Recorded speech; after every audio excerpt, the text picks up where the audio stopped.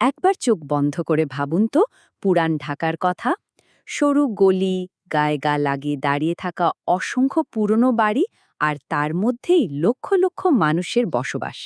এই চেনা ছবিটাই কিন্তু ভূমিকম্পের সময় হয়ে উঠতে পারে একটা ভয়াবহ ফাঁদ। আর তাই সাধারণ নিয়মকানুনের বাইরে গিয়ে পুরান ঢাকার জন্য আমাদের জানতে হবে বিশেষ কিছু কৌশল, যা হইতে পারে জীবন আর মৃত্যুর মধ্যে ব্যবধান। তো প্রশ্নটা হলো, পুরান ঢাকায় ভূমিকম্প হলে বাঁচার উপায়টা ঠিক কী? চলুন আজ আমরা এই নিয়ে বিস্তারিত জানব, ধাপে ধাপে জেনে নেব জীবন বাঁচানোর জন্য জরুরি কিছু কৌশল। আমাদের আজকের আলোচনায় থাকছে এই 5টি জরুরি বিষয়। প্রথমে আমরা বুঝব পুরান ঢাকার ঝুঁকিগুলো ঠিক কোথায়, এরপর জানব ভূমিকম্পের সময় ঠিক কী করতে হবে, কাঁপুনি থেমে গেলে আমাদের করণীয় কী, আর সবশেষে দেখব আগে থেকে জরুরি প্রস্তুতি আর পরিবারের সুরক্ষার জন্য কি কি করা যায়। চলুন তাহলে শুরু করা যাক প্রথম পর্ব দিয়ে। বিপদ মোকাবেলার আগে বিপদটাকে তো জানতে হবে, তাই না? চলুন জেনে নিই পুরান ঢাকার বিশেষ ঝুঁকিগুলো কি কি। ব্যাপারটা একটু ভাবুন। একদিকে এত সরু গলি যে বিপদের সময় বের হওয়ার পথ পাওয়াটাই কঠিন। তার ওপর বেশিরভাগ ভবনই পুরনো আর দুর্বল, যেগুলো সহজেই ভেঙে পড়তে পারে। আর এত মানুষের ভিড়ে উদ্ধার কাজ চালালো তো প্রায় অসম্ভব একটা ব্যাপার। এই সব কিছু মিলিয়েই পুরান ঢাকার পরিস্থিতিটা কিন্তু মারাত্মক। বিশেষজ্ঞরা কিছু এলাকাকে সবচেয়ে বেশি ঝুঁকিপূর্ণ হিসেবে চিহ্নিত করেছেন, যেমন ধরুন চকবাজার, বক্সিবাজার, লক্ষ্মীবাজার, সূত্রাপুর, এমনকি বাহাদুর শাহ পার্কের চারপাশের এলাকাও এর মধ্যে পড়ে। এই পরিচিত নামগুলোই কিন্তু আমাদের মনে করিয়ে দেয় যে বিপদটা কতটা বাস্তব। আচ্ছা, এবার আসা যাক সবথেকে জরুরি অংশে। ভূমিকম্প শুরু হলে ঠিক সেই মুহূর্তে, মানে তাৎক্ষণিকভাবে আমাদের কি করতে হবে। এই পদক্ষেপগুলোই কিন্তু জীবন বাঁচাতে পারে।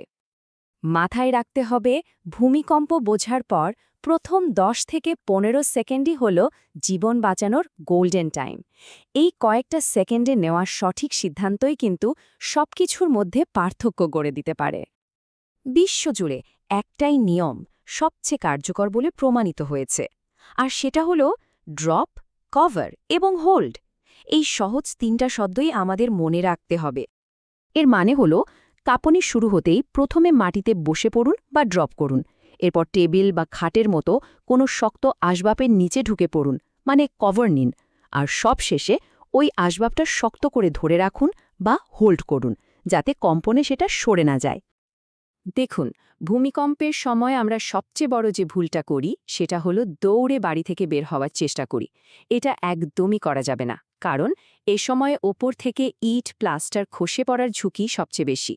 তাই দৌড়াদৌড়ি না করে ঘরের ভেতরেই কোনো নিরাপদ জায়গায় আশ্রয় নিন। এখন প্রশ্ন হল, যদি বাইরে, মানে পুরান ঢাকার কোনো সরু গলিতে থাকা হয়, সত্যি বলতে এটা আরও বেশি বিপজ্জনক। কারণ দুই পাশের উঁচু ভবন থেকে যে কোনো কিছু মাথায় ভেঙে পড়তে পারে। তাই চেষ্টা করতে হবে দেয়াল থেকে যতখানি সম্ভব দূরে, রাস্তার মাঝামাঝি কোনো খোলা জায়গায় চলে আসার। পুরান ঢাকার আরেকটা পরিচিত ছবি হল যানজট। কিন্তু ভাবুন তো, যদি যানজটে আটকা পড়া অবস্থায় ভূমিকম্প শুরু হয়, তখন কি করা উচিত? চলুন এটাও জেনে নিই। আপনি যদি গাড়ি, রিকশা বা কোনো যানবাহনের ভেতরে থাকেন, তাহলে ওখানেই থাকাটা তুলনামূলকভাবে নিরাপদ। শুধু খেয়াল রাখতে হবে আপনার গাড়িটা যেন কোনো পুরনো বিল্ডিং, বিদ্যুতের খুঁটি বা বড় কোনো সাইনবোর্ডের ঠিক নিচে না দাঁড়ায়। গাড়ি থামিয়ে ভেতরেই বসে থাকুন। ভূমিকম্পের মূল ধাক্কাটা থেমে যাবার পর কিন্তু বিপদ পুরোপুরি কেটে যায় না, বরং তখন নিতে হয় আরও কিছু জরুরি পদক্ষেপ। চলুন এবার সেই বিষয়ে কথা বলা যাক। একটা কথা মাথায় গেঁথে নিন, কম্পন থামার পর লিফট ব্যবহার করা একদমই বোকামি। কারণ আফটার শকের কারণে যে কোনো সময় লিফট আটকে যেতে পারে। তাই সিঁড়ি ব্যবহার করুন, তবে হুড়োহুড়ি বা ধাক্কাধাক্কি না করে। আর সম্ভব হলে বাড়ি থেকে বের হওয়ার আগে গ্যাস, বিদ্যুৎ আর পানির মেইন লাইনটা বন্ধ করে দিন। এতক্ষণ তো আমরা কথা বললাম বিপদ চলাকালীন কি করতে হবে তা নিয়ে, কিন্তু তার চেয়েও জরুরি হল বিপদের জন্য আগে থেকে তৈরি থাকা, কারণ সঠিক প্রস্তুতি কিন্তু বাধি বিপদ কমিয়ে দেয়।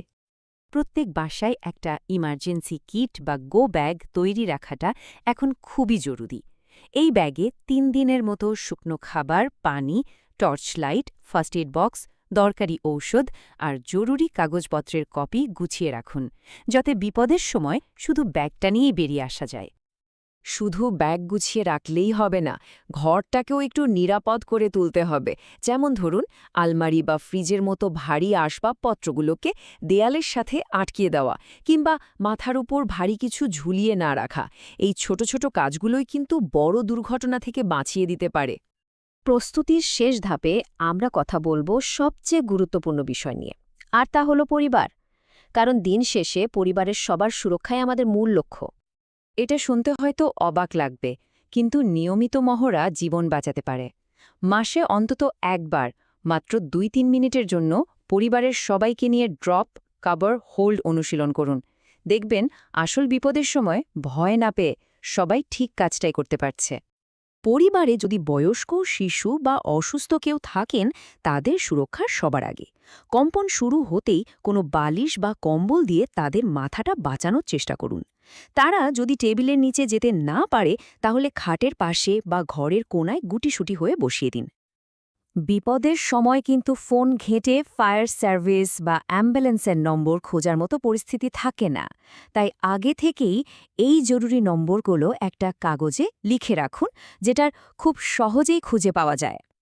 শেষ করার আগে এই একটা কথা আমাদের সবার মাথায় গেঁথে নেওয়া খুব জরুরি। ভূমিকম্পের জন্য প্রস্তুতি নেওয়ার আসল সময় হলো এটি ঘটার আগে।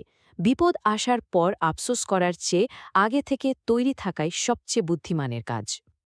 তো আজকের এই আলোচনার পর শেষ প্রশ্নটা শুধু একটাই: আপনার পরিবার কি প্রস্তুত?